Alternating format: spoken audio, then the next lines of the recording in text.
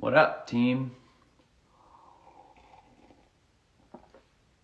We're exploring a big question this morning, aren't we? And does commitment kill connection?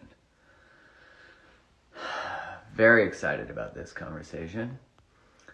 And we're going to be jamming on it because this is an important conversation. Good morning, everyone. I'm just putting a link in so we're going to jam on sort of like what I'm going to be talking about, and then I'm going to go live on mine to jam on it. So this conversation, right? Hey, what's up? Practically awesome. I miss you too. Love back to India. Yeah, this quandary, right? So yeah, we're going to be jamming on this a little bit. I think what's fascinating about the conversation of commitment, right, is that when we observe relationships in the long term, right, what do we normally see? We see that people tend to take each other for granted. They tend to not treat each other as well. Some of this is also, just think about people who are in marriages, let's say 50 years. And we look at those and we kind of go, well, they don't seem that happy. You know, like what percentage of relationships do you actually think, let's say, are married 10 plus years? What percentage of them do you actually think are still happy? I'm going to say probably like 10 to 15%. So let me know. What do you think? What percentage? I'm going to say 10 to 15%. So as you write it down, I'll keep going. So why is it that when we end up in a long-term relationship that we tend to grow apart or we tend to lose ourselves? You know, it's a great question, and it's one that I think we all ponder. One is we don't have the relational skill set to just even explore connection, right? To like even go deeper in connection. We don't have the skill set generally till, you're here, so you obviously care about it, so you're already doing the work. But why is it that, we're not taught what is easily the most important skill set you'll ever need in your lifetime and will be 100% correlated to your health, at least in the 90%, right? And so why do we stop trying? Why do it? Like, what is it about commitment that makes us get to the space of even complacency, right? Because in the first 3 months of a relationship, no one's complacent.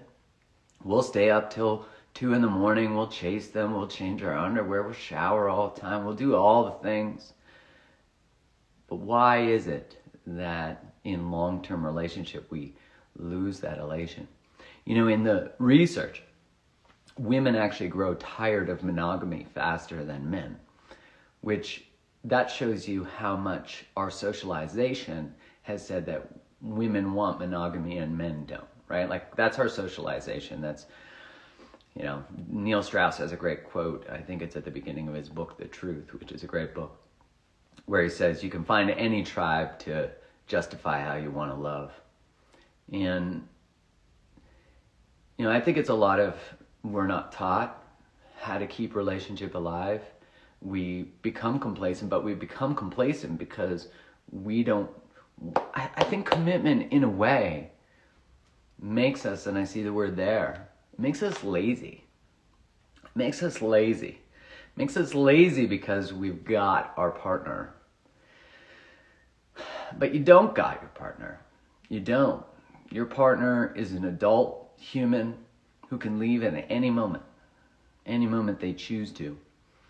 And if you think your commitment and your vow, if you're married or not, you think that's going to keep them, not if you're a piece of shit, not if you treat them poorly, not if you don't put in the effort, not if you forgot about them, not if you forgot about you, right? Like all of these things, like when we start to get controlling, when we start to get these other sort of more toxic behaviors, it's because we're afraid, right? There's uncertainty abound, and so we try to control. And so it's not marriage that's the problem. It's not marriage that's the problem. It's the structure of relationship that's the problem. It's the skill set that's the problem. You know, people will say, I'm never getting married because people who get married get divorced. Marriage isn't the problem. It's not what creates divorce. Now, obviously, you can't get divorced if you don't get married. But divorce is not even the issue. It's dysfunctional relationships that are the issue. Even I see that statement, I hate marriage, just got divorced for a second time.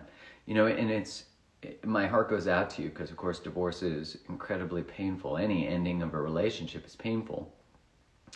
And this is, you know, why I created the Breakup Recovery course, because it's like, we got to process, we got to move through this, we got to learn from our breakups in order to change how we relate. This is why breakups in and of themselves are the most transformational vehicles, in my opinion, to finally claim who you are.